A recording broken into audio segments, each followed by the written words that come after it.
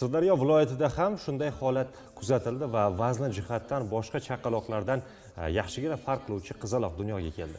Gap shundaki, Sirdaryo tuman tibbiyot birlashmasi akusherlik kompleksida uncha-muncha emas, naqd 7 kilogramlik qizaloq tug'ildi. Asoratda turganlar, homiladorlik asoratsiz o'tgan, kelgan paytida to'lg'aqsimon og'riqlar bilan murojaat qilganlar, tezkor holatda homilaning katta vaznli ekanligi aniqlangan.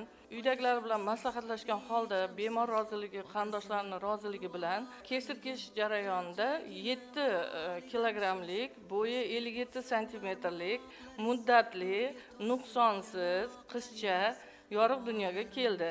Barchaning qiziqishiga, shov-shuvlarga sabab bo'layotgan qizaloqning oila a'zolarini quvonchi cheksiz. Hayotda xursandman. Ro'za kunlari shu kunga yetkazganiga hammani shu kunga yetkazsin. Allohim. Farzand kutayotgan har bir ota-onaga shunday baxt nasib etsin. Ro'molin o'ragan qizim, suralar yodlagan qizim, har kuni baxtiyor bo'lib Allohga intilgan qizim. Jonim qizim solihamsiz, Oyshamsiz, Xadichamsiz, otasini duo qilgan jajjigina volidamsiz. Tasbih bo'lsin barmoqlaringiz, nurga to'lsin yanoqlaringiz. Duolarim jim tinglagan, dard ko'rmasin quloqlaringiz. Mashalloh, mashalloh,